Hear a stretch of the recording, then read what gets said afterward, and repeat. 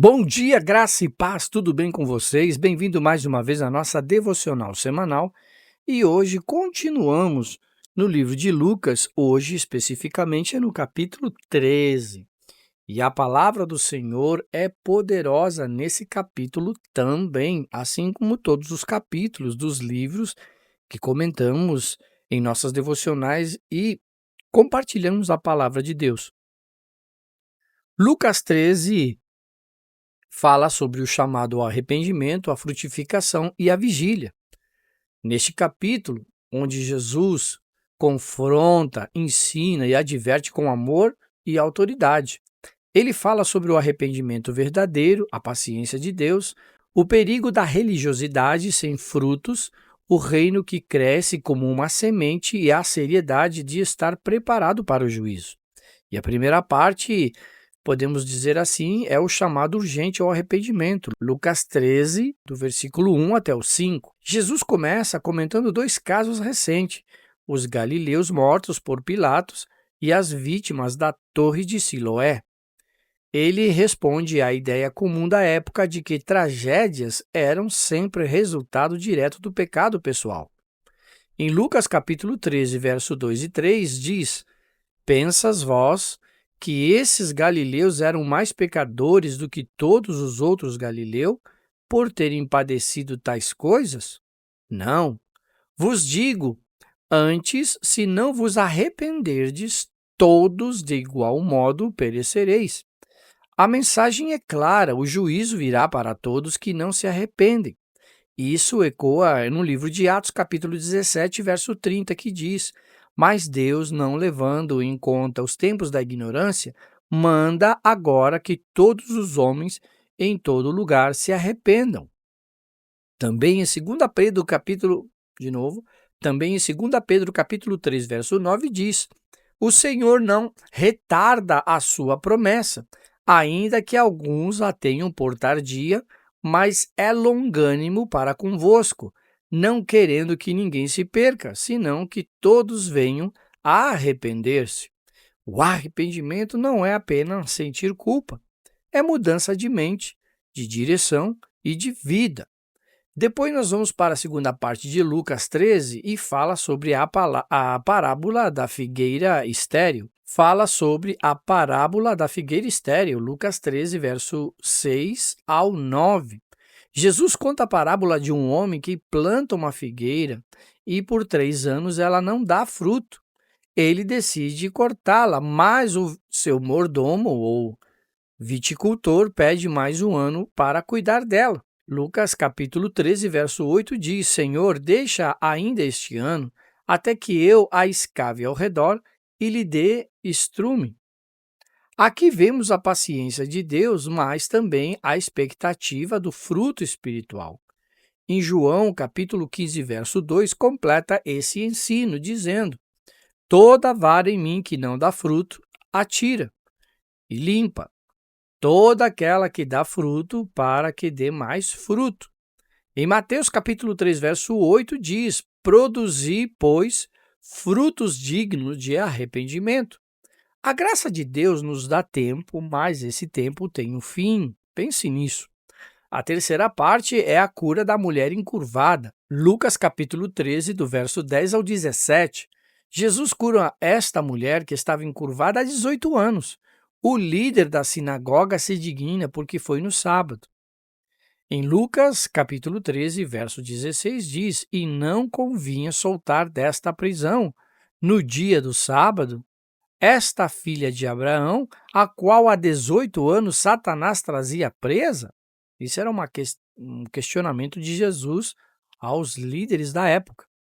Jesus revela que o sábado não é maior do que o amor e a libertação. Isso mostra que Deus valoriza a vida, a cura e a dignidade acima de tradições religiosas frias. Em Isaías, capítulo 58, verso 6, aponta o verdadeiro jejum à prática espiritual.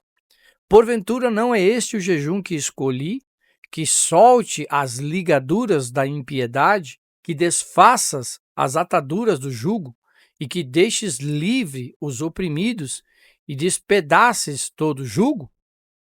Isso também era um questionamento direto na própria palavra e na própria lei que Jesus fazia confrontando os líderes da época, os líderes da sinagoga. A quarta parte de Lucas 13 fala sobre as parábolas do reino, a semente e o fermento. Lucas capítulo 13, verso 18 ao 21. Jesus compara o reino de Deus a um grão de mostarda que cresce e vira árvore, um fermento que leveda toda a massa. O reino começa pequeno, mas cresce com um poder silencioso e irresistível. Isso se conecta com Daniel, capítulo 2, verso 35, onde a pedra, que é o reino de Deus, se torna um grande monte que enche toda a terra. Também em Zacarias, capítulo 4, verso 10, diz: quem despreza o dia das coisas pequenas. Isso é muito interessante, porque o capítulo 13 de Lucas vem vários ensinamentos. A quinta parte desse capítulo é a porta estreita e o juízo. Lucas, capítulo 13, do verso 22 ao verso 30. Alguém pergunta se são pouco os que se salvam. Jesus responde com um alerta.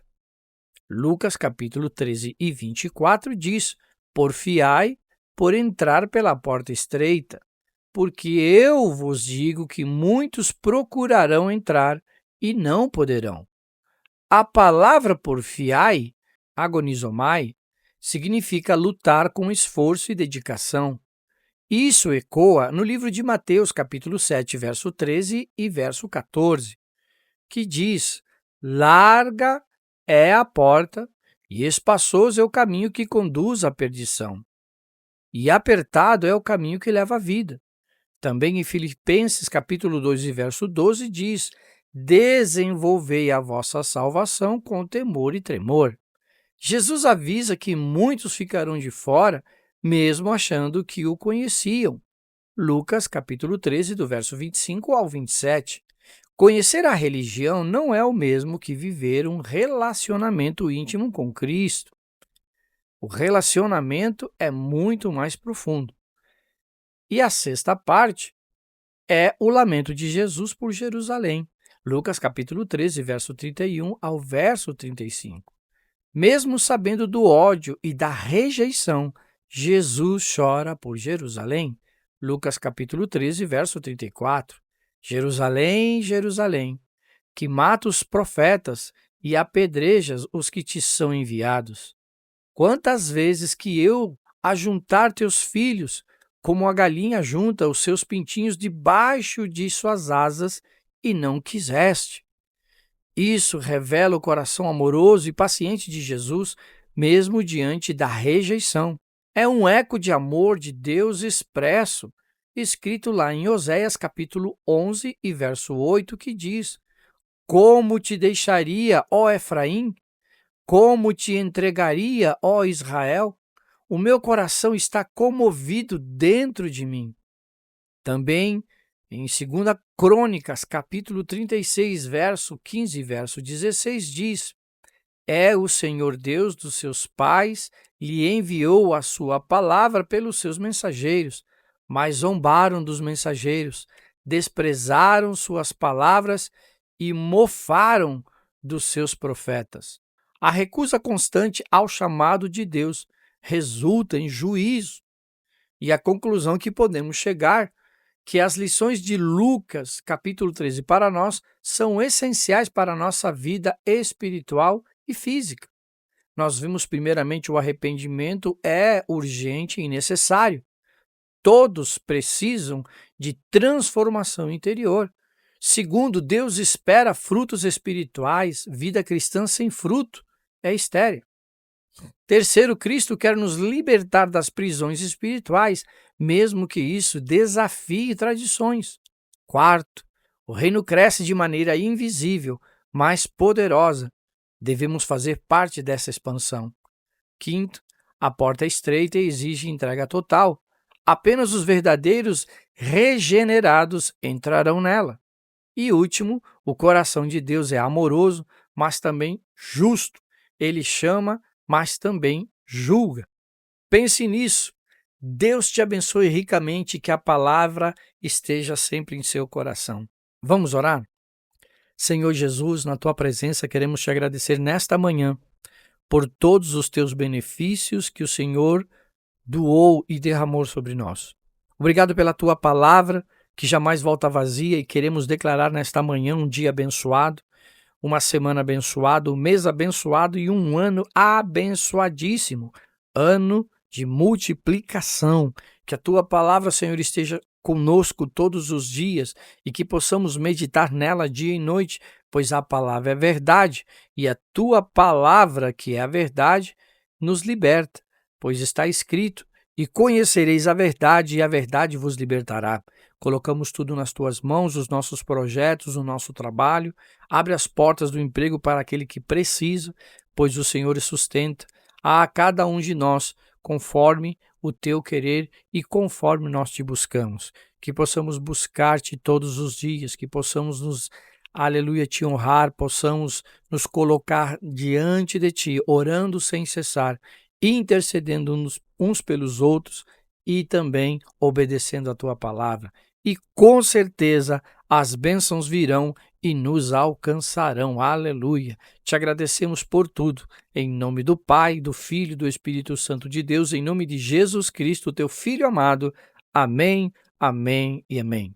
Deus te abençoe e até a nossa próxima devocional.